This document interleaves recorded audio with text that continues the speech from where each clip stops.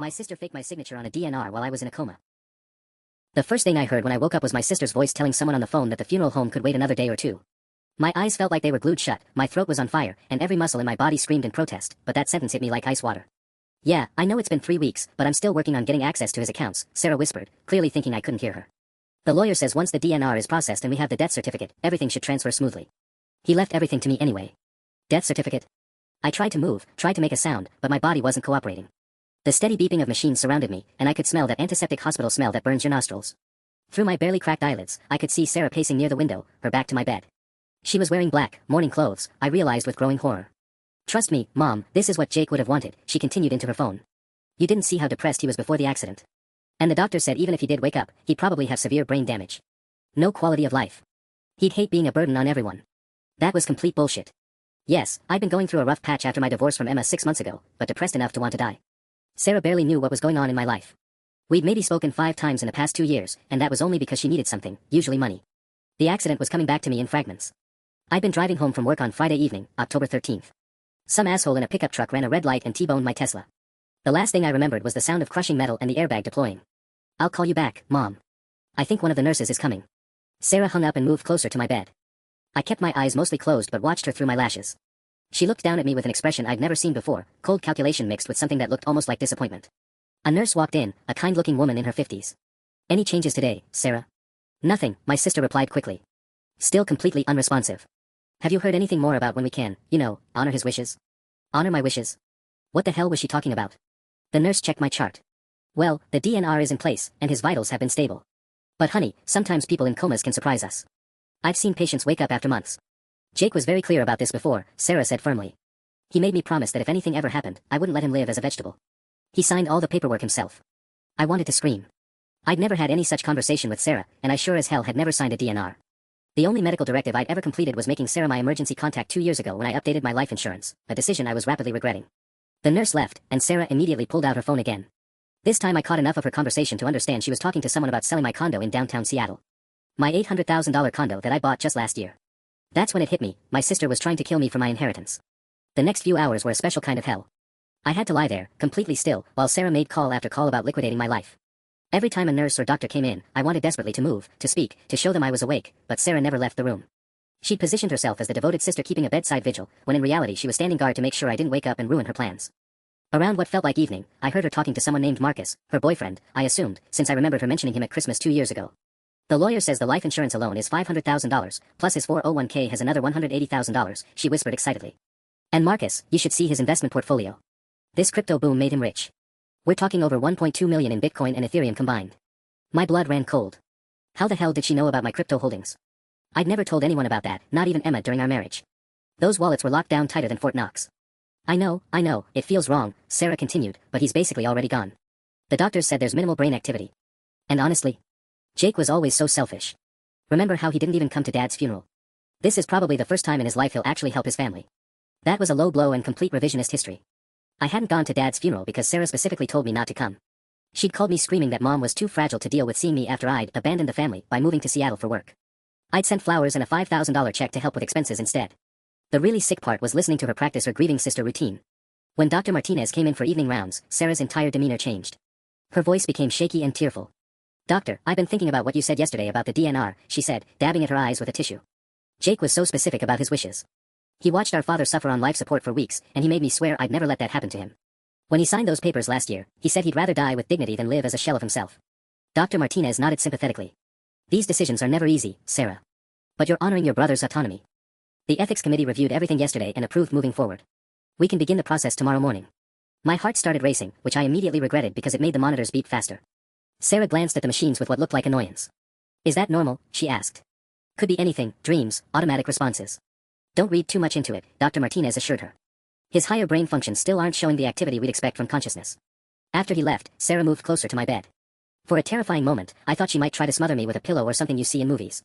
Instead, she leaned down and whispered directly in my ear. I know you always thought you were better than me, Jake. The golden boy with his fancy tech job and his perfect life. But look where your arrogance got you. Her voice was venomous in a way I'd never heard before. Maybe if you'd actually been a brother to me instead of just sending checks, things would be different. But you made your choice. She straightened up and smoothed her hair. Don't worry though. I'll make sure Mom thinks you went peacefully. I might even give a nice speech about how generous you were at the end. That's when I realized Sarah wasn't just trying to steal my money. She genuinely hated me. The next morning, I discovered I wasn't Sarah's only victim. I'd managed maybe an hour of actual sleep when I heard familiar voices in the hallway. My heart nearly stopped when I recognized Emma's voice arguing with someone. It had to be Sarah. I don't care what your family thinks of me, Emma was saying, her voice strained. Jake is still my emergency contact for medical decisions. We never changed it after the divorce. That's not true, Sarah shot back. I have all his paperwork right here. He updated everything 6 months ago and made me his healthcare proxy. You have no legal standing here, Emma. I felt a surge of hope mixed with terror. Emma was here, but Sarah was lying through her teeth. I'd never changed my emergency contact, mainly because after the divorce I'd been too depressed and busy to deal with paperwork. Emma was still legally my next of kin for medical decisions, which meant Sarah's DNR might not even be valid. They entered my room still arguing, and I caught my first glimpse of Emma in 6 months. She looked exhausted, like she'd been crying, and she was wearing the blue sweater I bought her for her birthday 2 years ago. Seeing her made my chest tight with emotions I couldn't afford to feel right now. The accident was 4 days ago, and you're just calling me now? Emma demanded, moving to my bedside. Jake's been unconscious for 3 weeks and you didn't think his wife deserved to know. Ex-wife, Sarah corrected coldly. And honestly, I didn't think you'd care. You're the one who left him, remember? Emma's face flushed. That doesn't mean I stopped loving him, Sarah.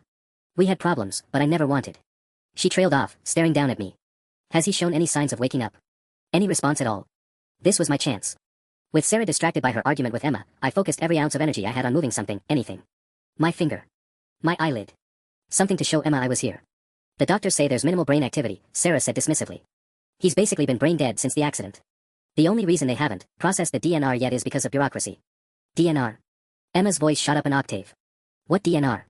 Jake never wanted a DNR. We talked about this stuff when we got married. He specifically said he'd want every chance to recover. People change, Emma. Especially after their wife leaves them for their best friend. The room went dead silent. Emma had left me for Marcus, my college roommate and the best man at our wedding. But the way Sarah said it, so casually cruel, like she was enjoying Emma's pain, made me realize something horrible. How do you know about Marcus? Emma asked slowly. Sarah's pause lasted a beat too long. Jake told me. He was devastated, Emma. You broke him. That's impossible, Emma said, her voice getting stronger. Jake doesn't know about Marcus. I never told him why I left. I couldn't hurt him like that. My world tilted sideways. Emma had left me, but I'd never known why. She just said we'd grown apart, that she needed space to figure herself out. For 6 months I'd been torturing myself wondering what I'd done wrong. You're lying, Emma continued, moving closer to Sarah. Jake doesn't know, which means you've been talking to Marcus. How long have you known about our affair? I don't know what you're talking about, Sarah said, but her voice had changed. She sounded defensive now, caught. Oh my God, Emma whispered. You've been talking to Marcus this whole time. That's how you knew about Jake's investments, isn't it? Marcus helped you plan this. The monitors around my bed started beeping faster as my heart rate spiked. Not only was my sister trying to murder me for money, but my ex-wife and former best friend were apparently her accomplices. The room erupted into chaos as Emma's accusation hung in the air. Sarah's carefully constructed mask finally slipped, and I saw her face cycle through panic, anger, and then cold calculation in the span of seconds. You don't know what you're talking about, Sarah hissed, but she was backing toward the door. Marcus and I barely know each other. Bullshit. Emma pulled out her phone. I'm calling the police. And hospital administration. If Jake never signed a DNR, then what you're doing is what, exactly? Sarah's voice turned ice cold. Taking care of my brain-dead brother according to his wishes. I have documentation, Emma. Legal documentation with his signature. That's when Emma did something that made my heart soar with hope and terror simultaneously. She leaned down close to my face, studying my eyes with the intensity one remembered from when she used to check if I was really sleeping on weekend mornings. Jake, she whispered, so quietly I almost couldn't hear her. Jake, if you can hear me, if you're in there, I need you to try something. Anything. Please. I summoned every ounce of strength I had and managed to twitch my right index finger. Just barely, but Emma was watching for it. He moved, she said, her voice shaking. His finger moved. That's impossible, Sarah snapped, rushing back to the bedside. The doctors said any movement would just be reflexes. Jake, if you can hear me, squeeze my hand. She grabbed my left hand while Emma held my right. The irony wasn't lost on me that both women were literally fighting over me while I lay there helpless. I focused on Emma's hand and managed another small movement. There. Emma almost shouted. He squeezed my hand. Sarah, he's conscious. But instead of joy or relief, Sarah's face showed something much darker. No, she said firmly. No, that's not possible. The doctors were very clear about his condition. That's when I realized Sarah wasn't just greedy, she was desperate. And desperate people do dangerous things. I'm getting a nurse, Emma said, moving toward the call button. Wait. Sarah's voice stopped her. Emma, before you do anything rash, you need to understand something. Jake knows about Marcus. Emma froze. What? He hired a private investigator 3 months before the accident. He has photos, emails, everything. He was planning to take you for everything in the divorce, your art studio, your inheritance from your grandmother, all of it. Sarah's voice was smooth now, persuasive. The only reason he didn't file was because the accident happened first. I wanted to scream that it was all lies, but I couldn't make a sound. I'd never hired any private investigator. Hell, I'd been hoping Emma would come back right up until the divorce was finalized. Emma's hand loosened around mine. That's not true. Jake wouldn't do that. Wouldn't he? Sarah pulled out her phone. Marcus told me about the threats. How Jake said he'd make sure you ended up with nothing. How he was going to ruin both of you. Show me the photos then, Emma demanded, but I could hear doubt creeping into her voice. Sarah's hesitation was telling. They're at his apartment. Marcus can show you. Marcus is in on this with you. Emma's voice was getting stronger again. You're both lying. And you know what? Even if Jake did know, even if he hated me, that doesn't give you the right to kill him. She reached for the call button, but Sarah grabbed her wrist. Emma, think about what you're doing. If Jake wakes up, if he recovers, your affair becomes public. Your art career, your reputation, everything you've built since leaving him gets destroyed. Is saving him really worth losing everything? The silence stretched between them while my sister essentially offered my ex-wife a deal, let me die and keep her secrets safe. Emma pulled her hand free and pressed the call button. Yes, she said quietly. It is. The nurse who responded to Emma's call was someone I hadn't seen before, a young guy named David who looked like he'd rather be anywhere else. Sarah immediately shifted into her grieving sister performance, but I could see the panic behind her eyes. What seems to be the problem? David asked, glancing between Emma and Sarah. My ex-husband just squeezed my hand, Emma said firmly. He's showing signs of consciousness, but his sister here seems determined to ignore it. David moved to check my vitals, and I tried desperately to repeat the finger movement. Nothing. My body felt like it was made of concrete again. His heart rate is elevated, David noted, but that's not uncommon. Sometimes family disputes can create a stressful environment that affects patients even in unconscious states. See? Sarah jumped on this immediately. The doctors have been very clear about Jake's condition. Emma, you're projecting because you feel guilty about the divorce. But Emma wasn't backing down. Then let's get Dr. Martinez in here. Let's have him run whatever tests prove consciousness. That's not necessary, Sarah said quickly. Dr. Martinez already explained that the DNR process begins this afternoon. Jake's suffering needs to end. David looked uncomfortable with the obvious tension. I can page Dr. Martinez, but he's in surgery until around 3 p.m. The ethics committee did approve moving forward with the patient's documented wishes. What documentation? Emma demanded. I want to see this DNR that Jake supposedly signed. Sarah's jaw tightened. It's with hospital administration. But Emma, you have no legal standing here. I'm his next of kin. Actually, David said, checking his tablet, that's not entirely accurate. According to our records, Emma Chin Williams is still listed as his healthcare proxy. The paperwork shows she was never removed from that designation. The color drained from Sarah's face. That's impossible. Jake updated everything after the divorce. I'm looking at documents from March 15, 2023, David continued. Emma Chin Williams is designated as primary healthcare decision-maker, with Sarah Morrison listed as secondary contact only. March 15, that was 2 weeks after Emma had moved out. I'd been too heartbroken to deal with paperwork then, and apparently my procrastination had just saved my life. There has to be some mistake, Sarah said, her voice getting shrill. The lawyers told me I had full authority. What lawyers? Emma asked sharply. Sarah's mouth opened and closed like a fish. The hospital's legal department. David was typing on his tablet. Ma'am, I don't show any record of our legal department speaking with you about healthcare proxy issues. In fact, I'm seeing a note here that you claimed to be his wife when you first arrived. I never said I was his wife, Sarah protested, but her face was flushed red now. The admission notes from October 13th clearly state patient's wife Sarah Morrison provided medical history. David's voice was getting more professional, more distant. That's falsification of medical records, which is a serious issue. Emma pulled out her phone. I'm calling the police. This is fraud at minimum, attempted murder at worst. Wait. Sarah's composure finally cracked completely. Emma, please. You don't understand. I need this money. My kids. Marcus promised me that if I could get Jake's inheritance, we could finally be together. He was going to leave you anyway. The admission hit Emma like a physical blow. What? He never loved you, Sarah continued desperately. He told me everything. About how clingy you were, how boring your marriage was, how he was just using you to get back at Jake for being more successful. He said once we had Jake's money, we could start fresh somewhere new. Emma's face went through a dozen emotions before settling on disgust. So Marcus convinced you to murder your own brother for money he was going to steal from me anyway. It's not murder. Sarah screamed. Jake is basically dead already. Even if he wakes up, the doctor said he could have permanent brain damage. He'd be a vegetable. David stepped back toward the door. I need to call security and get Dr. Martinez down here immediately. No, wait, Sarah grabbed his arm. Look, maybe I made some mistakes with the paperwork, but my brother really did tell me he wouldn't want to live like this. The DNR might not be technically legal, but it represents his true wishes. Where is this DNR? Emma demanded. Sarah hesitated just long enough for me to understand the horrible truth. It's being processed. Show me the DNR. Emma's voice was deadly calm. I don't have to show you anything. You're not even family. David cleared his throat. Actually, as his healthcare proxy, she has the right to see all medical documents. And ma'am, if you can't produce a properly signed DNR, then we have a very serious problem. Sarah looked trapped, her eyes darting between Emma, David, and the door. That's when I realized she was about to run. And if she ran now, with everything she knew about my finances and assets, I might never get my life back. I had to do something, and I had to do it now. Summoning every ounce of strength I had, I focused on opening my eyes. Not just cracking them slightly like I'd been doing, but actually opening them wide enough for everyone to see. The effort felt like lifting 1,000 pounds, but slowly, painfully, my eyelids began to part. Oh my God, Emma gasped. Jake. His eyes are open. Sarah whipped around, and for a split second, I saw pure panic flash across her face before she masked it. That doesn't mean anything. The doctor said involuntary eye movements are normal. But David was already moving closer, pulling a small flashlight from his pocket. Sir, if you can hear me, I want you to try to follow this light with your eyes. I tracked the light left, then right, then up and down. My vision was blurry, but I could see Emma's face lighting up with hope while Sarah looked like she was going to be sick.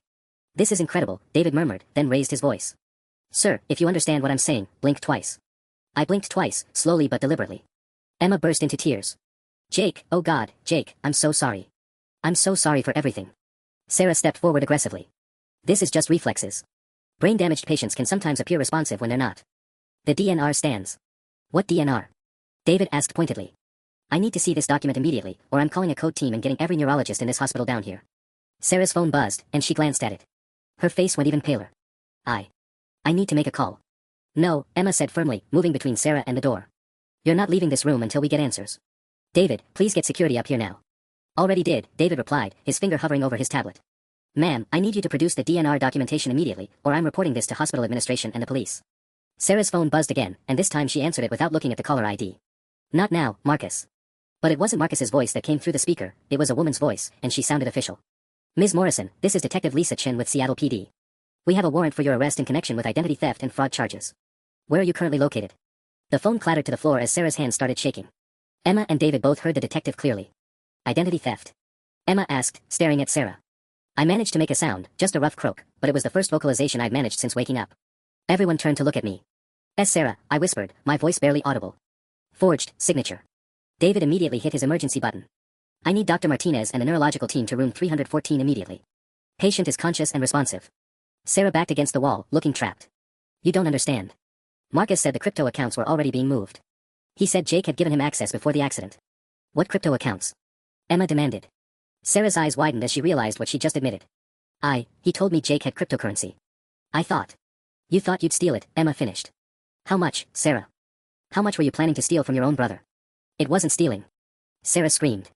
He was going to die anyway. The money would just sit there while he rotted in this bed. The door burst open and 2 security guards entered, followed closely by Dr. Martinez, who looked confused by the chaos. What's going on here? Dr. Martinez asked, then stopped short when he saw my open eyes. Mr. Morrison. Can you hear me? Doctor, I croaked, my voice getting slightly stronger. No DNR. Never signed, anything. Dr. Martinez's face went through a series of expressions, confusion, realization, then anger. Ms. Morrison, you told me your brother had signed advance directives. He did. Sarah insisted, but her voice was desperate now. The paperwork is at his apartment. Then why, Dr. Martinez said coldly, did our legal department just inform me that no such documents were ever filed with this hospital, and that the signature on the DNR request appears to be forged? One of the security guards spoke into his radio. We need SPPD up here immediately. We have a suspected fraud in progress. Sarah looked around the room at all the faces staring at her, Emma with disgust, David with professional concern, Dr. Martinez with barely controlled fury, and me with what I hoped was obvious consciousness. Her phone, still on the floor, buzzed with another call. This time Marcus's name was clearly visible on the screen. Answer it, Emma said quietly. Put it on speaker. I want to hear what he has to say. Sarah shook her head frantically. I don't have to do anything. I want a lawyer. But Emma had already picked up the phone and answered it. Sarah. Marcus's voice filled the room. Thank God. Look, we have a problem. The police just left my apartment with a warrant. They seized my computers and found all our messages about Jake's accounts. You need to get out of there now. The silence in the room was deafening. Dr. Martinez spoke first. Security, please detain Ms. Morrison until the police arrive. As the guards moved toward Sarah, she finally broke down completely. It wasn't supposed to happen like this. Jake was supposed to stay unconscious. Marcus said the brain scans showed he'd never wake up properly. I found enough strength to whisper one more word, attempted murder. And for the first time since I'd woken up, Sarah looked directly at me with something that might have been regret. The next few hours were a blur of police interviews, medical tests, and the slow, painful process of reclaiming my life. Detective Lisa Chin arrived within 20 minutes, a no-nonsense woman in her 40s who took one look at the situation and immediately called for backup. Mr. Morrison, I know you're still recovering, but I need to ask you some questions, Detective Chin said, pulling up a chair beside my bed. Your sister and Marcus Webb have been running quite an operation. My voice was getting stronger, though talking still felt like swallowing glass. How long have you been investigating? 3 days. Your bank flagged suspicious activity when someone tried to access your investment accounts using forged documents. Wells Fargo has excellent fraud detection. They knew something was wrong when Jake Morrison supposedly walked into their Tacoma branch to close accounts worth over $400,000, but the signature didn't match their records. Sarah had been sitting in handcuffs near the window, but she perked up at this. I never went to any bank in Tacoma. No, but Marcus Webb did, Detective Chin replied. With a fake ID bearing your brother's name and a power of attorney document with a forged signature. Same signature that appears on the DNR request, interestingly enough. Emma, who had been quietly holding my hand, squeezed it gently. Jake, there's something else you need to know. About your apartment. Detective Chin nodded grimly. Mr. Morrison, we executed a search warrant on your residence this morning. Someone had been living there, Marcus Webb, according to your neighbors. He'd been telling people he was house-sitting for his friend who was traveling abroad. The violation hit me like a physical blow. He was living in my home. It gets worse, Detective Chin continued. We found evidence that he'd been systematically going through your personal documents, photographing financial statements, and copying passwords. Your computer had keylogger software installed. That's how they knew about the cryptocurrency, Emma said quietly. Marcus had been spying on you for months, maybe longer. Sarah finally spoke up, her voice hollow. He told me Jake had given him emergency access to everything. He said they'd talked about it after the divorce, that Jake was worried about what would happen if something happened to him. More lies, I croaked. Hadn't spoken to Marcus since the wedding. Detective Chen made notes on her tablet. We're still piecing together the timeline, but it appears this conspiracy goes back at least 6 months. Marcus Webb approached your sister in early April, shortly after your divorce was finalized. Emma's face went pale. April? But our affair didn't start until June. Actually, Mrs. Morrison, according to phone records and surveillance footage from various locations, Marcus Webb and Sarah Morrison have been meeting regularly since March 15th. The same day you moved out of your husband's residence. I felt Emma's hand tremble in mine. The implications were staggering. Marcus hadn't just stolen my wife and conspired with my sister to kill me.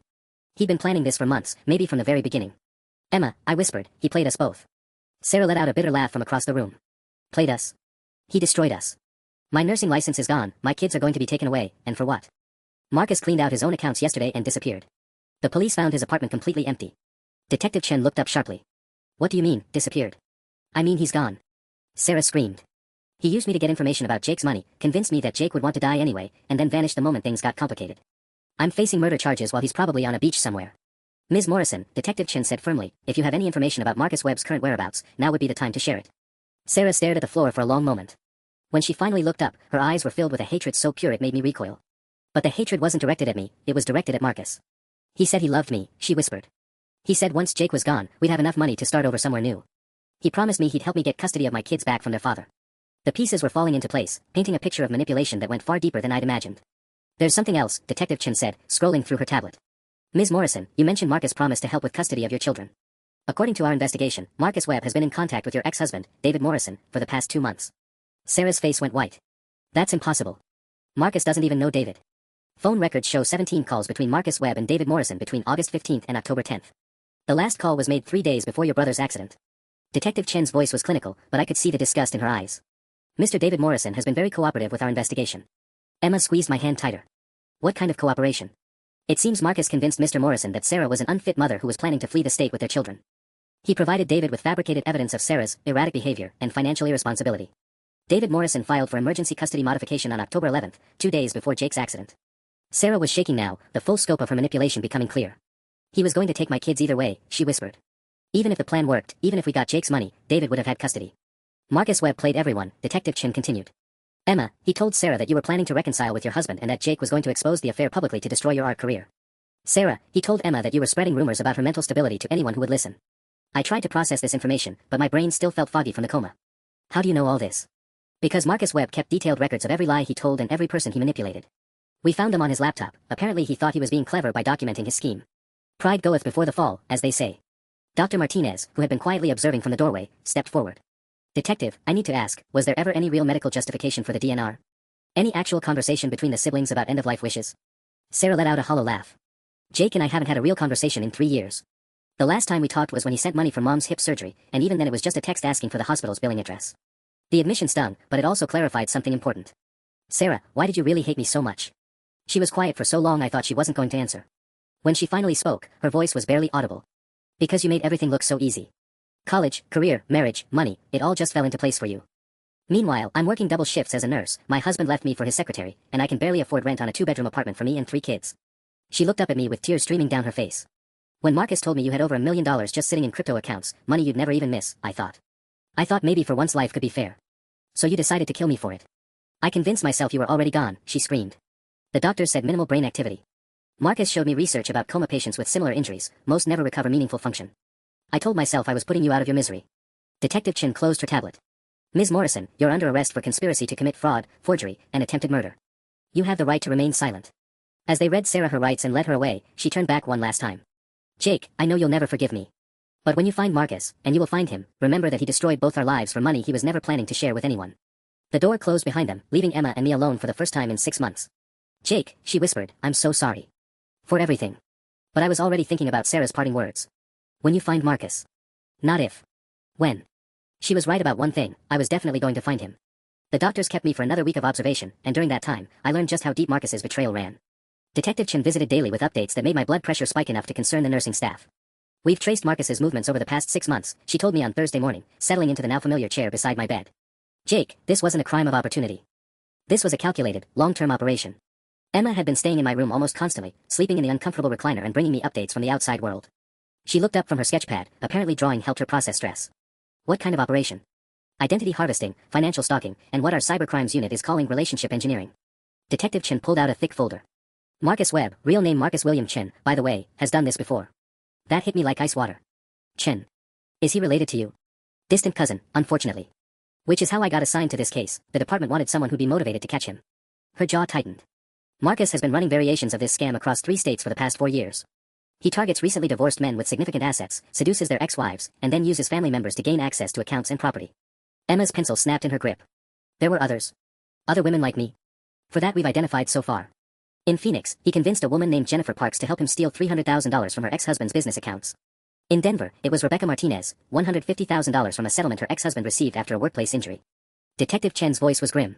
The pattern is always the same. Recent divorce, significant assets, and a vulnerable family member who needs money. I tried to sit up straighter, but my body still felt like it belonged to someone else. What happened to the other victims? That's the thing, Jake. You're the first one who survived. The words hung in the air like a toxic cloud. Emma dropped her sketchpad entirely. Survived, she whispered. Phoenix victim, David Parks, died in what appeared to be a climbing accident 3 weeks after Marcus started his relationship with Jennifer. Denver victim, Carlos Martinez, fatal car accident 2 months into the scheme. Portland victim, Michael Chong, apparent suicide by overdose. My throat felt dry despite the constant ice chips the nurses brought me. All of them. All of them. And in each case, the death occurred right before the victims were about to discover the financial theft. We think your car accident was supposed to be Marcus's exit strategy, but when you survived in a coma instead of dying, he saw an opportunity for an even bigger score. Emma stood up abruptly and walked to the window. I helped him. Oh God, I helped him plan to murder my husband. Ex-husband, I corrected automatically, then felt stupid for caring about the distinction. Emma, you were manipulated by a professional, Detective Chin said firmly. Marcus spent months studying both of you, learning your psychological profiles, understanding exactly which buttons to push. The affair wasn't random, it was calculated emotional warfare designed to isolate Jake from his support system. But I chose to cheat, Emma said, her voice breaking. I chose to betray my marriage. Detective Chin flipped through her folder. Did you know that Marcus had been watching your art studio for 3 weeks before he accidentally bumped into you at that coffee shop on Pine Street? Emma turned around slowly. What? Security footage from the gallery across the street shows Marcus Webb surveilling your studio from March 1st through March 22nd. He knew your schedule, your habits, even what kind of coffee you ordered. The meet cute was completely staged. I felt a strange mix of vindication and fury.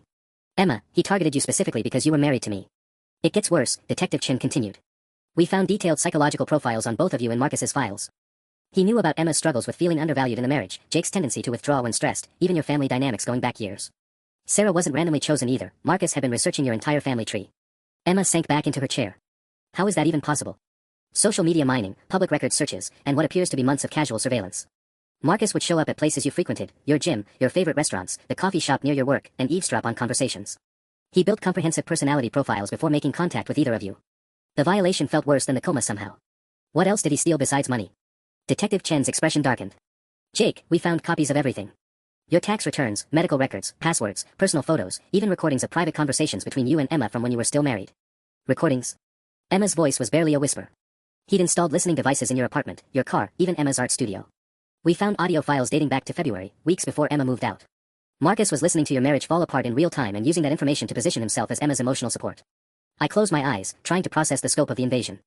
Every private moment, every vulnerable conversation, every intimate detail of our relationship had been weaponized against us. There's something else, Detective Chin said quietly. We think we know where Marcus is. My eyes snapped open. Where? Vancouver. Canadian authorities spotted someone matching his description trying to access a cryptocurrency exchange using forged documents. If it's him, he's attempting to liquidate digital assets worth approximately $2.3 million.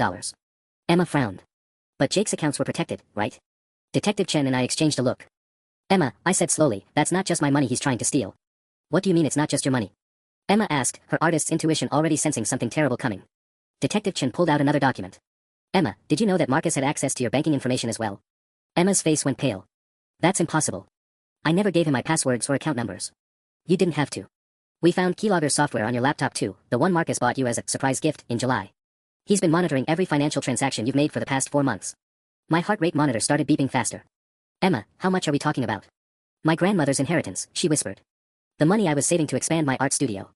It was supposed to be untouchable in a trust account. Her hands started shaking. Marcus helped me set up the investment portfolio.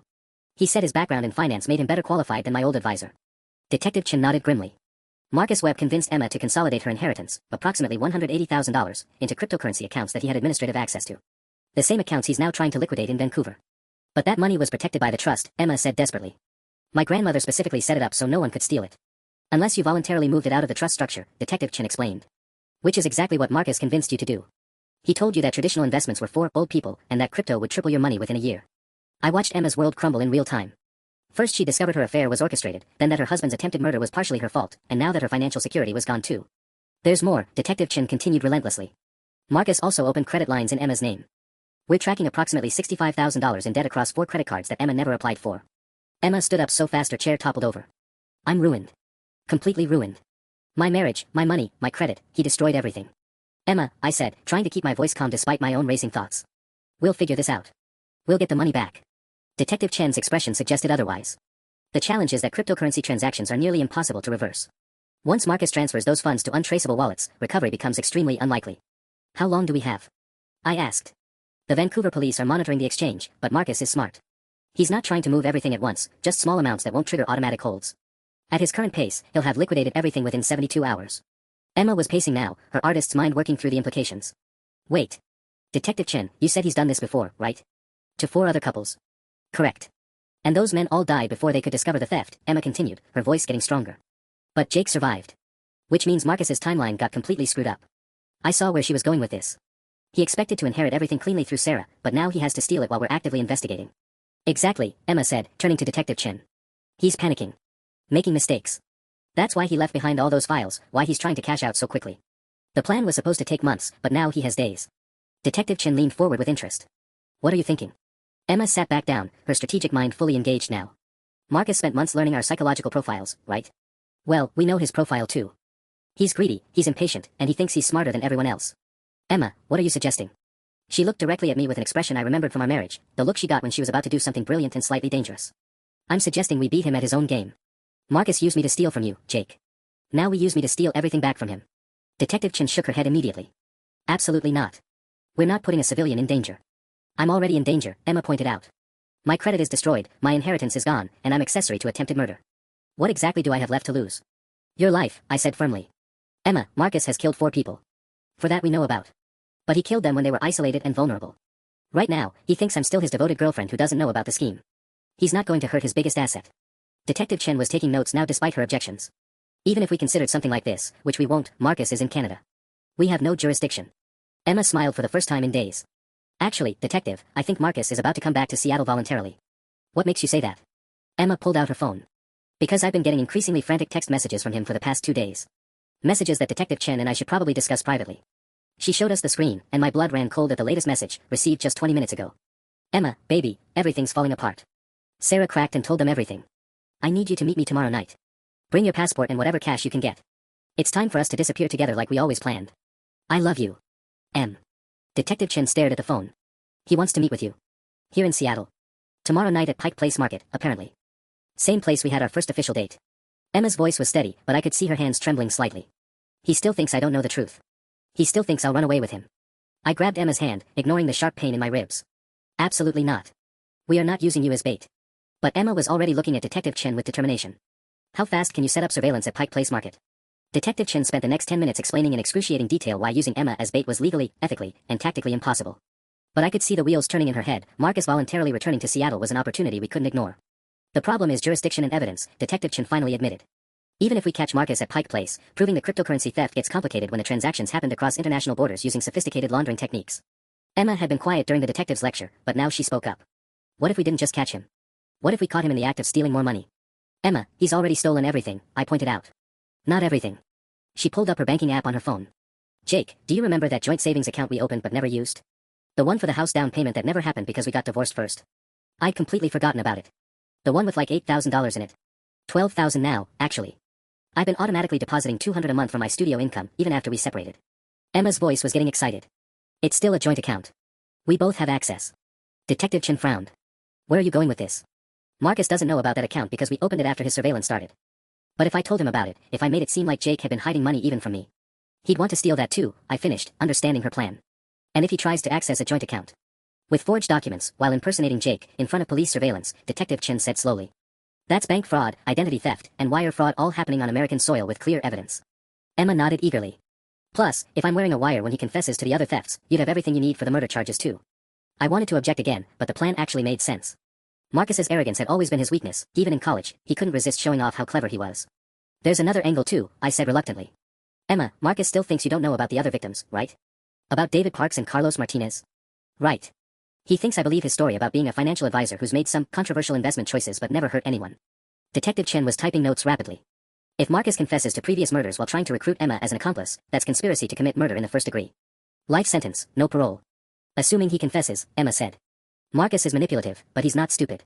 He is about you, though, I realized. Emma, Marcus spent months creating this perfect fantasy where you're his devoted partner who'll do anything for love. He can't let go of that illusion because it's central to his entire psychological profile. Emma's phone buzzed with another message. She read it aloud. I know you must be scared about Sarah getting arrested, but don't worry. I have a plan to frame everything on her and Jake's business partner. By tomorrow night, we'll be free to start our new life with enough money to live anywhere we want. Business partner? I asked. I don't have a business partner. Detective Chen looked up sharply. Jake, who has access to your company accounts? Your startup's business banking. My blood went cold. My co-founder, David Kim. We have joint signing authority on everything. I grabbed Emma's arm. Emma, if Marcus is planning to frame David, he might try to steal from TechFlow Solutions too. That's another $400,000 in operating capital. We need to warn David immediately, Detective Chen said, reaching for her phone. Wait, Emma interrupted. If we warn David now, Marcus might suspect something's wrong. But if David's in danger anyway. She was right. We were looking at a narrow window where Marcus still thought he had the upper hand, but that window was closing fast. Detective Chen made her decision. I'm calling Vancouver police to coordinate surveillance. Emma, if you're serious about this, we have 18 hours to set up the most comprehensive sting operation in Seattle PD history. Emma squeezed my hand. Jake, I know you don't want me to do this. But Marcus destroyed our marriage, tried to kill you, and stole both our futures. This might be our only chance to get him. I looked at this woman I'd been married to for 3 years, divorced from for 6 months, and apparently never really known at all. The Emma I remembered was cautious, methodical, always worried about taking risks with her art career. This Emma was ready to take down a serial killer. If we do this, I said finally, we do it right. No improvisation, no heroics. You follow Detective Chen's plan exactly. Emma smiled, and for the first time since I'd woken up from the coma, it looked like genuine hope. Don't worry, Jake. Marcus taught me how to lie convincingly. I'm about to give him a masterclass. The next morning brought complications I hadn't anticipated. Dr. Martinez cleared me for discharge, but Detective Chen arrived with news that made my stomach drop. Marcus didn't go to Vancouver, she announced, settling into the chair beside my hospital bed. Canadian authorities confirmed the cryptocurrency exchange activity was someone else entirely, a different scammer using similar methods. Emma looked up from packing my belongings. Then where is he? That's the problem. We lost him completely after he cleaned out his apartment.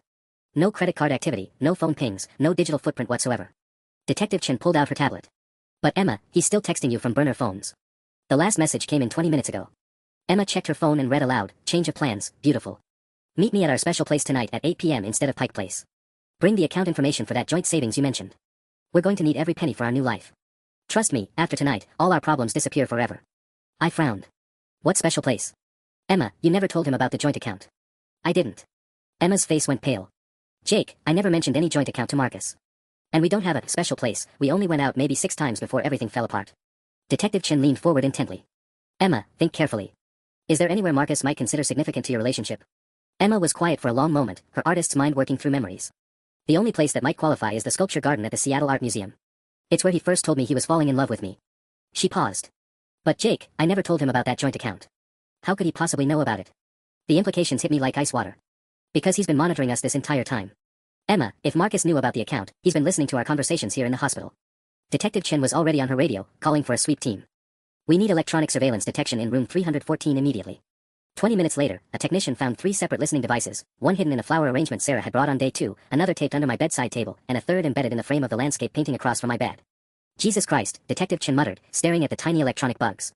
He's been 5 steps ahead this entire time. Emma sank into her chair, the full scope of our situation becoming clear. Marcus heard everything. Our entire plan, the police surveillance, even Jake's discharge today. Which means tonight isn't a romantic rendezvous, I realized. It's an ambush. Detective Chen's radio crackled with updates from her team. Detective Chen, we've got movement at the suspect's last known address. Neighbors report seeing a male matching Marcus Webb's description entering the building approximately 1 hour ago. She keyed her radio. Maintain surveillance but do not approach. Suspect is considered armed and extremely dangerous. Emma stood up abruptly. He's not running. Marcus is staying in Seattle because he's not finished yet. Finished with what? Detective Chen asked. With us. Emma's voice was steady, but I could see the fear in her eyes. Think about it from his perspective. His original plan was perfect. Jake dies, I grieve, Sarah inherits everything, and Marcus disappears with millions of dollars. But now Jake's alive, Sarah's in jail, and the police know everything. I tried to sit up straighter despite the lingering weakness in my muscles. So what's his endgame now? Emma was pacing again, working through the logic. Marcus has spent 2 years planning this scheme. He's killed 4 people and orchestrated the most elaborate financial theft I've ever heard of. People like that don't just give up and disappear. Detective Chen's tablet chimed with another update. Jake, we just got word from your business partner David Kim. Someone attempted to access TechFlow Solutions business accounts this morning using forged authorization documents. Did they succeed? I asked, though I was pretty sure I knew the answer. Partially. Whoever it was managed to initiate a transfer of $150,000 before the bank's fraud department caught it. The money's currently frozen in an intermediate account, but Jake, the forged signatures were perfect matches for your handwriting. Emma stopped pacing. Marcus has been practicing Jake's signature for months. He probably has samples from every document in Jake's apartment, plus whatever he photographed from TechFlow's office files. My phone, which had been silent since the accident, suddenly buzzed with a text from an unknown number. Jake, I know you're awake and I know you're listening. Emma's going to meet me tonight whether she wants to or not. You can come too if you're feeling up to it. It's time we settle this like men. 8 p.m., Sculpture Garden. Come alone or Emma gets hurt. Your old friend Marcus. Detective Chen read the message over my shoulder. He's forcing a confrontation. No, Emma said firmly. He's offering Jake a choice. Marcus's entire psychological profile is based on control and manipulation. He wants Jake to feel responsible for whatever happens to me tonight. She was right, and we all knew it. Marcus had spent months learning exactly which buttons to push with both of us. Making me choose between my safety and Emma's was perfectly calculated psychological warfare. Obviously, neither of you is going anywhere near that Sculpture Garden, Detective Chen said. We'll flood the area with surveillance and arrest Marcus the moment he shows up. Emma's phone buzzed with another message. P.S. I can see the police cars outside the hospital. If Jake doesn't show up tonight, Emma won't be the only one who gets hurt. David Kim has such a nice family, doesn't he? It would be a shame if something happened to them because you couldn't follow simple instructions. Detective Chen was already coordinating with dispatch, but I could see the terrible mathematics of the situation. Marcus had spent months planning for contingencies, while we were improvising responses in real time. Emma, I said quietly, Marcus isn't planning to disappear after tonight. I know. She sat down beside my bed and took my hand. Jake, I think Marcus is planning to kill all of us. The next piece of Marcus's plan revealed itself 2 hours later when Detective Chen's phone rang with news that made her face go ashen. That was David Kim, she said, hanging up. Marcus didn't just threaten his family, he actually showed up at David's house this morning. Told David's wife Jennifer that he was Jake's business partner and that there had been a family emergency requiring immediate access to company funds. Emma gripped my hand tighter. Did she let him in? Worse. Jennifer gave Marcus their home computer password because he claimed he needed to access TechFlow's emergency protocols. David estimates Marcus had unsupervised access to their home office for approximately 45 minutes before David got home from work. I felt sick. Their home computer has VPN access to all our systems. Marcus could have downloaded everything, client lists, financial records, even our proprietary software code. Detective Chen was typing rapidly on her tablet. We're looking at industrial espionage charges on top of everything else. Jake, what's the total value of TechFlow's intellectual property? Conservative estimate. About $2.8 million. I closed my eyes, trying to process the scope of Marcus's theft. But detective, that's not the worst part.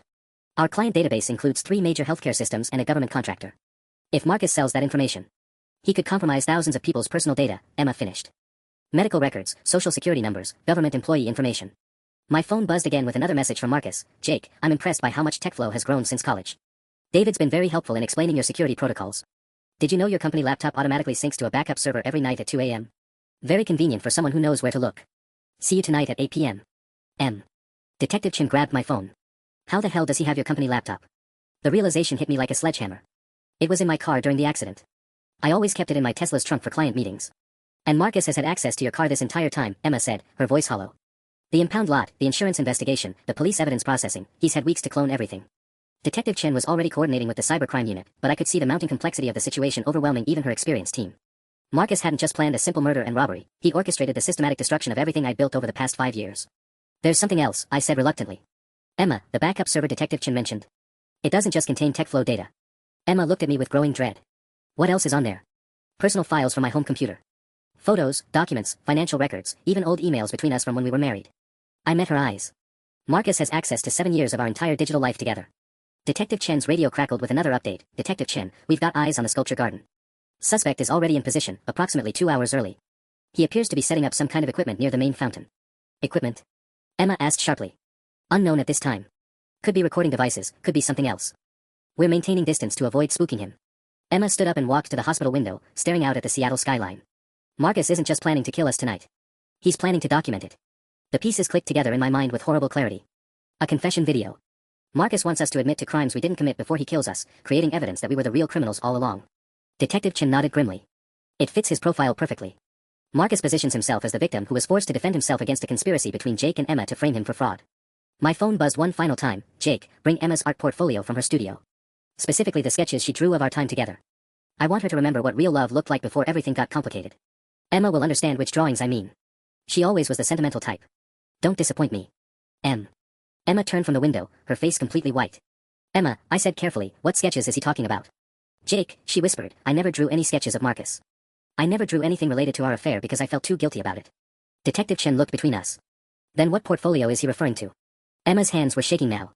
The only portfolio Marcus could know about is the one in my studio safe. The one with sketches I drew of Jake and me during our marriage. The implications were staggering. Marcus wanted Emma to bring reminders of our life together to watch us die. The final piece of Marcus's plan became clear when Detective Chen's phone rang again at 6:30 p.m. She answered, listened for 30 seconds, then hung up with an expression I'd never seen on a cop's face before, complete defeat. Marcus just called Seattle PD directly, she announced. He's claiming that Jake and Emma have been running an elaborate insurance fraud scheme, and that he has video evidence of them planning to fake Jake's death for the life insurance payout. Emma dropped back into her chair. That's insane. How could anyone believe that? Because Marcus has spent months creating a paper trail that supports exactly that narrative, Detective Chin replied grimly. Think about it from an outside perspective. Jake conveniently wakes up from his coma right when the police start investigating financial irregularities. Emma suddenly appears after months of absence, claiming she wants to reconcile. Sarah gets arrested, making her the perfect scapegoat. I felt the blood drain from my face as I understood Marcus's true masterpiece. He's not just planning to kill us tonight. He's already convinced the authorities that we're the criminals. It gets worse, Detective Chin continued. Marcus told the dispatcher that he's been working undercover with federal authorities to expose the fraud ring, and that tonight's meeting is actually a sting operation to get Jake and Emma's confession on record. Emma stared at her in horror. Do they believe him? The FBI is sending agents to observe the meeting. If Marcus can get you two to say anything that sounds like an admission of guilt. She trailed off, but we all understood the implication. We'd be arrested on the spot while Marcus walks free, I finished. My phone buzzed with yet another message. Jake, I just got off the phone with some very interested federal agents. Amazing how cooperative law enforcement becomes when you offer them evidence of a multi-million-dollar fraud conspiracy. I've already provided them with audio recordings of you and Emma planning the insurance scam. See, the beauty of surveillance equipment is that conversations can be edited to sound like anything you want them to sound like. 8 p.m., Sculpture Garden. Final offer. Detective Chen was frantically typing on her tablet. I need to contact my supervisor immediately. If federal agents think they're observing a legitimate sting operation, they'll let Marcus kill us and call it justified homicide, Emma said flatly. The hospital room fell silent except for the steady beeping of monitors and the distant sounds of Seattle traffic. We were trapped in a scenario where every possible action played directly into Marcus's hands. There's something else, I said, remembering a detail that had been nagging at me. Detective Chen, you said Marcus has done this before to 4 other couples, right? Correct. But those men all died in accidents before they could discover the theft. Marcus never had to orchestrate a face-to-face confrontation before. I looked at Emma, then back at Detective Chen. This is uncharted territory for him too. He's improvising just as much as we are. Emma's eyes lit up with sudden understanding. Jake's right. Marcus's entire psychological profile is based on manipulation from a distance. He's a puppet master, not a field operative. Having to actually confront us in person means he's already lost control of the situation. Detective Chen leaned forward. What are you thinking? I'm thinking that for the first time since this whole nightmare started, Marcus is as scared as we are, Emma replied. And scared people make mistakes. At 7:15 p.m., my phone rang instead of buzzing with a text. The caller ID showed Marcus's name. Somehow he'd programmed himself back into my contacts. I looked at Detective Chen, who nodded and activated a recording app on her tablet. With Emma holding my hand for support, I answered the call and put it on speaker. Hello, Marcus. Jake. His voice was artificially cheerful, but I could hear the strain underneath. Good to hear your voice, buddy. I was starting to worry you wouldn't be able to make it tonight. Wouldn't miss it for the world, I replied, surprised by how steady my own voice sounded. Though I have to ask, what exactly are we settling here? Marcus's laugh sounded forced. Just some old business between friends. You know how it is. Actually, I don't. See, Marcus, I'm having trouble understanding how my college roommate ended up sleeping with my wife, living in my apartment, and trying to steal my money while I was in a coma. The line went quiet for several seconds. When Marcus spoke again, his voice had dropped the fake friendliness entirely. You always did think you were better than everyone else, Jake. Even in college, you had to be the smartest guy in the room, the one with all the answers. His voice was getting harder, more bitter. Well, guess what? I spent 2 years proving that everything you built could be taken away by someone smarter. Emma squeezed my hand, encouraging me to keep him talking. 2 years, Marcus. So this started long before the divorce. This started the day you got that software contract worth $500,000 while I was getting rejected from every tech company in Seattle, Marcus snarled. You want to know the truth, Jake? I've been planning to destroy your life since 2021. Detective Chen was typing frantically, recording every word of Marcus's confession. But Marcus wasn't finished. Emma was just the beginning. I knew if I could break up your marriage, you'd be isolated and vulnerable. But then I realized why stop there. Why not take everything, your money, your business, your entire future? And Sarah? I asked. Sarah was perfect. Desperate for money, resentful of your success, and stupid enough to forge legal documents without asking too many questions. Though I have to admit, I didn't expect her to crack under pressure so quickly. Emma couldn't stay quiet any longer. Marcus, what about the other couples? David Parks, Carlos Martinez. What about them? Marcus's voice was cold now. They were practice runs, Emma. Experiments to perfect the technique. You and Jake were always the real target. The line went dead, leaving us staring at each other in the sudden silence. Detective Chen looked up from her tablet with something that might have been hope. We got it all. Full confession to multiple murders, conspiracy, fraud, everything. But my phone buzzed one last time with a message that made my blood freeze. Thanks for the chat, Jake. Hope the FBI agents enjoyed the recording as much as I did. See you in 20 minutes. Both of you. Emma grabbed my arm. Jake, what if the federal agents aren't really federal agents? Emma's realization hit us like lightning. Detective Chen was already on her radio, frantically trying to contact the FBI field office, when her face went pale. There are no federal agents assigned to this case, she announced, hanging up. Seattle FBI has no record of any undercover operation involving Marcus Webb. My phone rang again. This time, I answered immediately and put it on speaker without waiting for Detective Chen's signal. Marcus, who exactly did you think you were talking to? His laugh was genuinely amused now. Oh, Jake. You still don't get it, do you? I've been playing every side of this game from the beginning. The FBI agents were associates of mine, people I've worked with before in Phoenix and Denver. They're very good at impersonating federal law enforcement. Detective Chen was coordinating with dispatch, but I could see the terrible math of the situation. Marcus had fake federal agents, real surveillance equipment, and months of planning. We had one overworked detective and 18 minutes to figure out how to survive. What do you want, Marcus? Emma asked, her voice stronger than I felt. I want my life back, Emma. The life Jake stole from me with his success, his money, his perfect marriage. Marcus's voice was raw with years of accumulated resentment. But since I can't have that, I'll settle for watching everything he cares about disappear. That's when I realized Marcus had made his first real mistake. Emma, I said, covering the phone's microphone, Marcus thinks you're still the same person who fell for his manipulation 6 months ago. What do you mean? He doesn't know who you've become. The Emma I was married to would never have figured out his psychological profile or planned a sting operation. I met her eyes. Marcus is expecting the victim version of you to show up tonight. Detective Chen looked up from her radio. What are you thinking? Emma was already reaching for her art portfolio, the real one, filled with sketches of our marriage that she'd brought from her studio that afternoon. I'm thinking we give Marcus exactly what he expects to see. At 7:55 p.m., Emma and I sat on a bench near the sculpture garden fountain, surrounded by what appeared to be an empty park. But I knew Detective Chen's team was positioned throughout the area, and for the first time in days, I felt like we might actually survive this. Emma had transformed herself back into the broken, guilty woman Marcus remembered. Her shoulders were hunched, her voice was shaky, and she clutched the art portfolio like a lifeline. To anyone watching, she looked like a woman consumed by guilt and fear. Marcus emerged from behind the main sculpture at exactly 8 p.m., wearing a dark jacket and carrying what looked like professional recording equipment. In the dim evening light, he looked like the college friend I remembered, until he got close enough for me to see his eyes. Jake. Emma. Right on time. He set up a camera on a tripod, angling it to capture both of us. I thought we should document this conversation for posterity. Marcus, Emma said in a small, frightened voice, I don't understand what's happening. The police said you were trying to steal Jake's money, but that can't be true. Perfect. She was playing the role exactly as Marcus expected. Oh, Emma. Marcus's voice was patronizing, almost gentle. Sweet Emma. You never did understand what was really going on, did you? He walked closer, and I noticed he was wearing latex gloves, not a good sign. The truth is, I've been stealing from your husband for 2 years. The cryptocurrency, the business accounts, even your grandmother's inheritance, it's all gone. Transferred to accounts in countries that don't extradite to the United States. But why? Emma whispered, tears streaming down her face. I loved you, Marcus. I thought you loved me. I did love you, Emma. That's the tragedy here. Marcus knelt down in front of our bench, speaking directly into his camera. I loved you enough to show you what your marriage really was, a business arrangement with a selfish man who cared more about his money than his wife. I had to fight every instinct to defend myself, to break character and tell Marcus exactly what I thought of his justifications. But Emma was handling this perfectly, drawing out his confession with every tearful question. What about Sarah? She asked. Why did you make her try to kill Jake? I didn't make Sarah do anything, Marcus replied, his voice hardening. Your sister-in-law was perfectly happy to murder her own brother for money. I just provided the opportunity. He stood up and walked behind the camera, adjusting the angle. But you want to know the real truth, Emma? The reason I'm telling you all this? Emma nodded, clutching my hand tightly. Marcus smiled, and for the first time, I saw genuine madness in his expression. Because in about 5 minutes, you're both going to die in a tragic murder-suicide. Jake, consumed by guilt over his insurance fraud scheme, kills his ex-wife and then himself. I'll be the grieving friend who tried desperately to talk you both out of it. He reached into his jacket and pulled out a gun. The beautiful part is that I have months of audio recordings of you two planning this whole scheme. Edited properly, of course, but very convincing. The authorities will conclude that Jake woke up from his coma, realized he was about to be exposed, and decided to take Emma with him rather than face prison. Detective Chen's voice came through a concealed speaker so quietly I almost missed it. On my signal, both of you dropped to the ground. Marcus was still talking, explaining his elaborate plan in detail to his camera, when the sculpture garden suddenly flooded with light. Seattle police. Drop your weapon. Marcus spun around, looking genuinely shocked for the first time since I'd known him. What the hell? Drop your weapon now. Instead of dropping the gun, Marcus raised it toward Emma. I didn't think. I just moved, throwing myself between them as Detective Chin shouted, "Down." Emma and I hit the ground just as gunshots echoed through the sculpture garden. When the shooting stopped, Marcus was on the ground 20 feet away, his elaborate recording equipment scattered around him. Detective Chin reached us first, helping Emma and me to our feet. "Are you both okay?" "We're okay," Emma said, her voice shaky but real now. "Detective, did you get everything?" Every word, Detective Chin confirmed, holding up a recording device. Full confession to multiple murders, detailed description of the fraud scheme, and threats of violence.